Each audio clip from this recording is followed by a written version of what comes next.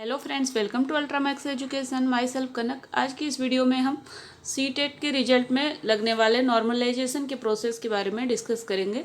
अगर आपको मेरी ये वीडियो पसंद आए या आपके लिए थोड़ी सी भी हेल्पफुल हो तो प्लीज़ मेरे चैनल को लाइक शेयर एंड सब्सक्राइब करना ना भूलें, ताकि मेरी न्यू वीडियो की नोटिफिकेशन आप तक जल्द से जल्द पहुँच जाए। अगर आपको नॉर्मलाइजेशन प्रोसेस से रिलेटेड कुछ और पूछना है या कुछ आपके सजेशन है तो प्लीज़ कमेंट बॉक्स में कमेंट करके मुझे ज़रूर बताएं। तो चलिए वीडियो को स्टार्ट करते हैं। सबसे पहले जानेंगे हम नॉर्मलाइजेशन प्रोसेस। इस बार सीबीएसई ने जो घोषणा की है कि इस बार के एग्ज़ाम में नॉर्मलाइजेशन की प्रोसेस होने वाली है, उसके बारे में डिस्कस करेंगे। सीटेट में लागू हो सकती है नॉर्मलाइजेशन की व्यवस्था। जैसा कि आप सभी लोगों को मालूम है कि सीबीएसई द्वारा आयोजित की जाने वाली सीटेट 2021-22 में नॉर्मलाइजेशन की व्यवस्था भी लागू की जा सकती है। सीबीएसई ने एक नोटिस जारी करते हुए बताया था कि इस परीक्षा में निष्पक्षता सुनिश्चित करने के लिए नॉर्मलाइजेशन की व्यवस्था भी अपनाई जा सकती है। हालांकि यह व्यवस्था तभी लागू होगी अगर क्वेश्चन पेपर के अलग अलग सेटों का डिफ़िकल्टी लेवल अलग अलग होगा।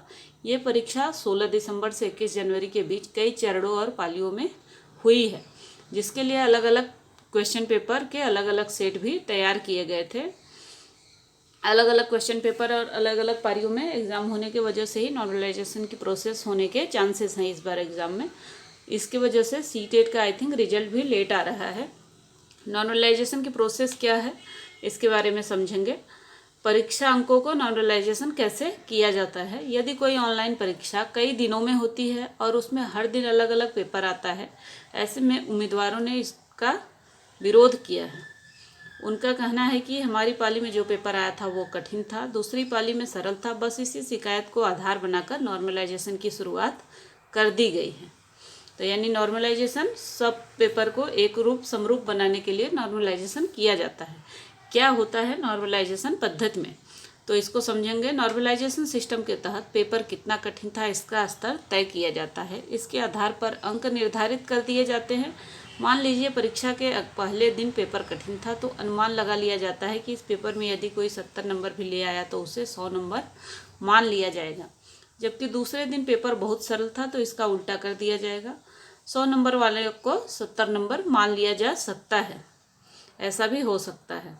तो हम लोग अभी इसको एक चार्ट के थ्रू समझेंगे कि अलग अलग डेट में इस तरह के एग्ज़ाम हुए हैं। किसी डेट में 60 मार्क्स, 50 मार्क्स और 45 मार्क्स आए हैं, और किसी डेट में शिफ्ट 2 अर्थात अलग डेट है, तो किसी में 100 मार्क्स आए हैं, 80 मार्क्स आए हैं, 70 मार्क्स आए हैं। अब मान लीजिए शिफ्ट 1 के उम्मीदवार 60, 50, 45, 65 और 55 अंक प्राप्त करते हैं। शिफ्ट 2 के उम्मीदवार 100, 80, 70, 90 और 85 अंक प्राप्त करते हैं। शिफ्ट 3 के उम्मीदवार 90, 95, 60, 75 और 80 अंक प्राप्त करते हैं। तो यहाँ पर उम्मीदवार प्रश्न पत्रों के स्तर के कारण अलग अलग शिफ्टों में उम्मीदवारों के अंकों में भिन्नता देख सकते हैं। इसलिए हम पहली शिफ्ट का माध्य ज्ञात करेंगे और वह 55 अंक होगा। फिर हम दूसरी शिफ्ट का माध्य ज्ञात करेंगे जो कि 85 अंक होगा। इस प्रकार शिफ्ट 1 और शिफ्ट 2 के मध्य का अंतर 30 है। यदि हम पहली शिफ्ट के उम्मीदवार के अंकों में 30 अंक जोड़ देते हैं तो नॉर्मलाइजेशन अंक 60, 30 बराबर 90 होता है, और 50, 30 बराबर 80, 45 + 30 बराबर 75, 65 और 30 बराबर 95 और 55 और 30 बराबर 85 होंगे, जो अब शिफ्ट 2 के अंकों के बराबर होंगे।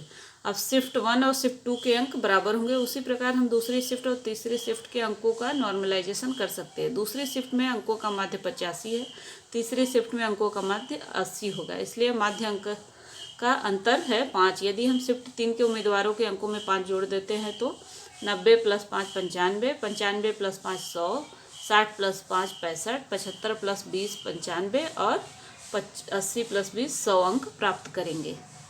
अब जैसा कि आप देख सकते हैं कि शिफ्ट 2 और शिफ्ट 3 के अंक समान हैं, तो हमारे अनुसार यह नॉर्मलाइजेशन को समझने का सबसे आसान तरीका है।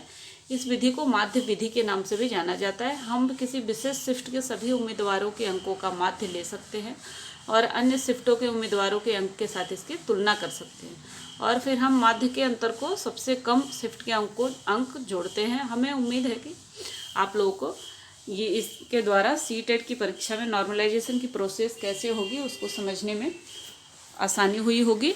और नॉर्मलाइजेशन बट अभी लगने वाला है कि नहीं, यह रिजल्ट आने के उपरांत ही हमें मालूम पड़ेगा, क्योंकि रिजल्ट नहीं आया है अभी तक। बट जल्द ही दिस वीक या नेक्स्ट वीक तक रिजल्ट आने की संभावना है। अगर आपको मेरी ये वीडियो पसंद आए या आपके लिए थोड़ी सी भी हेल्पफुल हुई तो प्लीज़ मेरे चैनल को लाइक शेयर एंड सब्सक्राइब जरूर करें एवं बेल बटन को भी ज़रूर दबाएं, ताकि न्यू वीडियो की नोटिफिकेशन आप तक पहुंच जाए। Thank you for watching.